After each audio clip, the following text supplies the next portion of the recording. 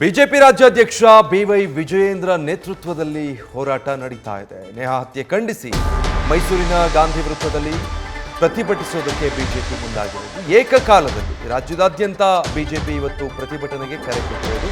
ಮೈಸೂರಿನಲ್ಲಿ ಖುದ್ದು ಬಿಜೆಪಿ ರಾಜ್ಯಾಧ್ಯಕ್ಷ ಬಿವೈ ವಿಜಯೇಂದ್ರ ಅದರ ನೇತೃತ್ವವನ್ನು ವಹಿಸ್ತಾ ಇದ್ದಾರೆ. ಇವತ್ತು ಬೆಳಗ್ಗೆ 10 ಗಂಟೆಗೆ ಈ ಪ್ರತಿಭಟನೆ ಆರಂಭ ಆಗ್ತಾ ಇದೆ. ರಾಜ್ಯ ಸರ್ಕಾರದ ಭದ್ರತಾ ವೈಫಲ್ಯವನ್ನು ಖಂಡಿಸಿ ಕಾನೂನು ಸುವ್ಯವಸ್ಥೆ ಹಾಳಾಗಿದೆ ಅಂತ ಏನು ಬಿಜೆಪಿ ಆರೋಪ ಮಾಡ್ತಾ ಇದೆ, ಆ ನಿಟ್ಟಿನಲ್ಲಿನ ಹೋರಾಟ. ಆರೋಪಿ ಫಯಾಜ್ಗೆ ಕಠಿಣ ಶಿಕ್ಷೆ ಕೊಡಬೇಕು ಅಂತ ಆ ಮೂಲಕ ನಾಯಕರು ಆಗ್ರಹಿಸಲಿದ್ದಾರೆ.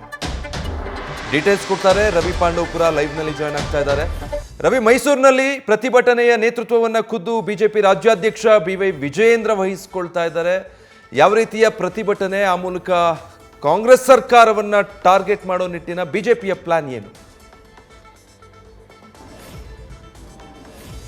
ವಿಜಯ್, ನೇಹಾಳ ಹತ್ಯೆಯನ್ನು ಖಂಡಿಸಿ ಇವತ್ತು ಮೈಸೂರಿನಲ್ಲಿ ಬಿಜೆಪಿಯ ರಾಜ್ಯಾಧ್ಯಕ್ಷ ಬಿವೈ ವಿಜಯೇಂದ್ರ ಅವರ ನೇತೃತ್ವದಲ್ಲೇ ಪ್ರತಿಭಟನೆಯನ್ನು ಮಾಡಲಿಕ್ಕೆ ಬಿಜೆಪಿ ಸಕಲ ರೀತಿಯಲ್ಲೂ ಕೂಡ ಸಜ್ಜಾಗಿದೆ. ಮೈಸೂರಿನ ಗಾಂಧಿ ವೃತ್ತದಲ್ಲಿ ಬೆಳಗ್ಗೆ 10 ಗಂಟೆಗೆ ಶಾಸಕರು, ಮಾಜಿ ಶಾಸಕರು, ಸಂಸದರು, ಮಾಜಿ ಸಂಸದರು ಹಾದಿಯಾಗಿ ಬಿಜೆಪಿಯ ಕಾರ್ಯಕರ್ತರು ಜಮಾವಣೆಗೊಳ್ತಾರೆ. ಈ ಸಂದರ್ಭದಲ್ಲಿ ರಾಜ್ಯ ಸರ್ಕಾರದ ಭದ್ರತಾ ವೈಫಲ್ಯ ಹಾಗೂ ಹೆಣ್ಣು ಮಕ್ಕಳಿಗೆ ರಕ್ಷಣೆ ಇಲ್ಲ ಅಂತೇಳಿ ಪ್ರತಿಭಟನೆಯನ್ನು ಮಾಡಲಿಕ್ಕೆ ಮುಂದಾಗಿದ್ದಾರೆ. ಬಿವೈ ವಿಜಯೇಂದ್ರ ಅವರೇ ಸದ್ಯ ಖುದ್ದು ಅದರ ನೇತೃತ್ವವನ್ನು ವಹಿಸಿಕೊಂಡು ರಾಜ್ಯ ಸರ್ಕಾರವನ್ನು ತೆರಟೆಗೆ ತೆಗೆದುಕೊಳ್ಳಲಿಕ್ಕೆ ಮುಂದಾಗ್ತಿದ್ದಾರೆ. ನಿನ್ನೆಯಿಂದಲೂ ಕೂಡ ಮೈಸೂರು ಪ್ರವಾಸದಲ್ಲಿರುವಂತಹ ಬಿವೈ ವಿಜಯೇಂದ್ರ ಅವರು ನಿನ್ನೆ ಕೂಡ ಮಾಧ್ಯಮಗಳ ಎದುರು ಮಾತನಾಡಿದ್ರು.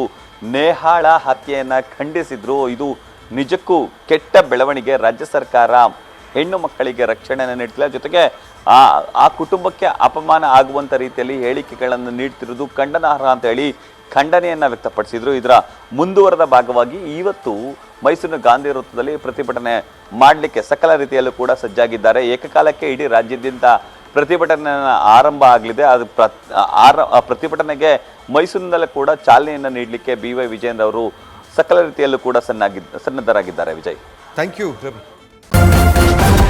ನ್ಯೂಸ್ ಫಸ್ಟ್ ನಿರ್ಭೀತಿಯಿಂದ ನಿಮ್ಮ ಪರವಾಗಿ.